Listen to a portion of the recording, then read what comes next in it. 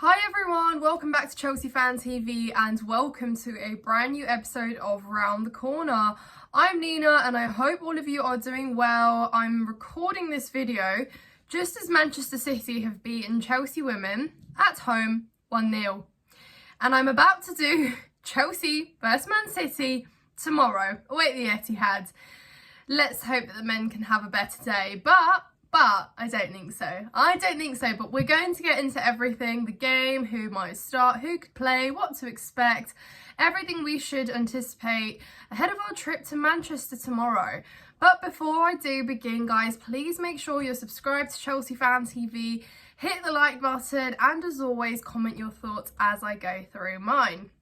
Anyways, though, injury update was provided by Pochettino today and Thiago Silva will definitely not be featuring. Badiashile is also injured, so if I'm starting from the back, we are going to talk about the goalkeeper because Petrovic has obviously been incredible, but apparently it has sort of been hinted, and I don't know if it's been hinted or it's more or less, Pochettino saying that we'll find out which keeper starts for us. I hope that he is not planning on starting Robert Sanchez. That is so unwelcome ahead of a cup final next week, and considering we haven't seen the guy, yeah, no thank you. Sanchez already had his go against Manchester City, conceded 4, we scored 4, so, we're not going to complain about that game because it was arguably the best in our season. But it's time for Petrovic to be tested, and I truly think tomorrow away at Manchester in the Etihad is when he will truly be tested, because I think Man City are going to be clinical, they're going to be lethal, and I think they are going to want to punish Chelsea as much as they can. Now guys, I'm not hopeful for this fixture. I can't lie to you, straight up.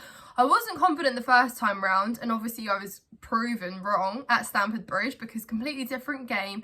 But considering how tight it is at the top right now, considering that Man City have the advantage of obviously having a game in hand as well, so they can, climb up front, they're going to want to use that to make sure that they can capitalise and basically go on a bit of a run now, so that they don't have to think about Liverpool and Arsenal too much. Because, you can't drop points now. It's at that time in the season where if you want to be serious, you can't be dropping needless points. Man City are the clear favourites for this one, but it's always the 1% of hope that kills you, isn't it? And let me tell you this, guys, if we go away and we lose to Manchester City, but we lose in a good manner, in a manner where we've put up a good performance, we've turned up mentally, we've looked constructed on the pitch, we've had a game plan, we have tried and created chances, then fair enough, you can walk away and leave the Etihad tomorrow with your head held high, going into a cup final, knowing that you at least tested or tried your best against Man City. What I don't want is going away like we did to Anfield, playing abysmal and not having anything to be proud of, apart from Christopher Nkunku's goal, of course. So, yeah, for me, that's very different. It's one thing to lose and, be absolutely humiliated, and it's another thing to lose but have played well, put in a shift, put in a performance, and go away into the cup final next week and fight for everything until the end. So let's talk about how we're going to set up. So Petrovic in goal, Gusto's going to be at right back, Colwill is going to be paired up with Disasi because really that is the only centre-back pairing we now have available. It's mad to think. After spending so much money on centre-backs, that is exactly what we can offer. Ben Chilwell is going to be at left back, so that's pretty solid there. In terms of what we have available, what we have fit, we're going to need players in their positions. And I do worry a little bit about Colwill though, guys. I do worry about Colwill because he hasn't played much. He's going to be obviously playing in his natural position, but we know that Pochettino has kind of confused the boy this season because he's played as a left back for the majority of it. And I just hope that he's not going to be exposed too much. Disasi has been good, you know, he has been playing well, he's physical, so I'm hoping, you know, he's probably going to mark someone like a Haaland and corners and stuff and set pieces, because who else? I mean, combined with Levi Colwill, at least they kind of share height as well. We know that defending set pieces has troubled us this season, so we're going to need to be on it, you know. Haaland cannot be a free man. Who was it? Was it Ake that scored that header? Can't remember, was it a Kanji? I can't remember who scored that header from the set piece against us at Stamford Bridge. But anyway, guys, moving up into midfield, Enzo will be partnered up with Caicedo, and I hope they're playing in that close partnership, because if Caicedo, I repeat, is a lone man in midfield, he is going to be almost like a... Like, you know, when airplanes are landing and they have those people that are, like, pointing, like, come this way, like, he is going to be that guy that navigates Man City's midfield to literally come through, because he's just going to be ran through. So I hope that's not the case. I hope he's going to have Enzo's thorough support in midfield. And it's going to be none other than Conor Gallagher further up. 3 goals in 2 games. Conor Gallagher obviously provided the 2 goals against Palace. He's going to be starting, you know, Pochettino's favourite man will be starting. Probably going to be useful with the space that we'll get, with the press that, you know, he can provide you, run around, and hopefully he can contribute. Again, you know, I'm sure we will have chances. Manchester City give up chances. They've been leaking goals, but you also do have to capitalise on them. You know, it's not as easy as just them making a mistake or gifting you a chance. You have to finish. And we know that sometimes we don't have our finishing boots on. So that will heavily rely on however, you know, we are feeling and performing on the day. On the right, Cole Palmer. None other than Cole Palmer returning to the Etihad for the first time, returning against his former club. That sure is going to be interesting. I'm sure a lot of you have seen his quotes from the interview as well. He's obviously excited to return. It's going to be interesting, but hopefully it just means that little bit extra there, because I don't feel like Palmer's got a point to prove. I think he's proven the point with everything he's done at Chelsea since he's left Manchester City.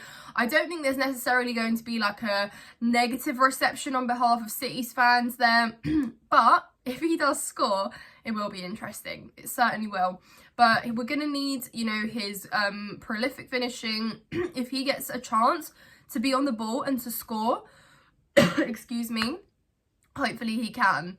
Obviously, he was the man that gave us a point in the first place in that home game, because levelled in injury time with a beautifully taken penalty, which a lot of you will remember.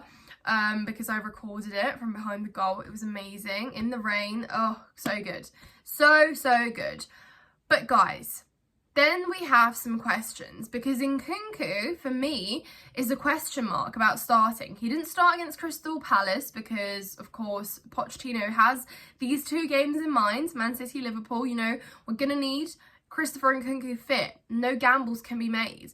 So I think we might see him off the bench, and I do think that he won't start. So that being said, for me, another former Manchester City player in the name of Raheem Sterling is going to start on the left. Look at that. We've got 2 former Man City players on the flanks, with Nicholas Jackson starting up top. Sorry, guys. Nicholas Jackson starting up top. That is going to provide us pace, hopefully some finishing as well. And guys, the reason that I'm starting Raheem Sterling, I'm not starting him, I know Pochettino will start him, is 1, experience, 2, his best game this season was against Manchester City at home, and 3, he's going to be bagging and relying on Raheem Sterling to be getting involved, you know, dribbling through players, taking them on, and on the most part, he did well, didn't he? He did well last time. So I think that is how Pochettino is going to set up. Obviously, he might rotate because obviously cup final in mind, but we don't have an excuse. We've got a week to prepare for that. Liverpool have a midweek fixture. So we're not going to be, you know, too heavily thinking about that. You should have enough. You do have enough, and you've got enough time to prepare. At the end of the day, I don't want to be sacrificing this game completely. We should still be walking away with at least a good performance so we can take some momentum going into the final. But let me know if you guys think that Poch will make some changes from what I have said and listed. Let me know what you guys would like to see. Let me know your score predictions. I've been saying 3-1 Man City all week, and I'm going to go with a 3-1 to Man City, unfortunately, guys. I hope I'm wrong, and there's always that little what if, but I just do think Man City are going to beat Chelsea for this one. But anyways, guys, please make sure you're subscribed to Chelsea Fan TV. Hit the like button on this video. Also, check out my personal channel, Nina's Chelsea Corner. Thank you so much for watching, guys. I hope you have a lovely weekend, and we will see you after the game.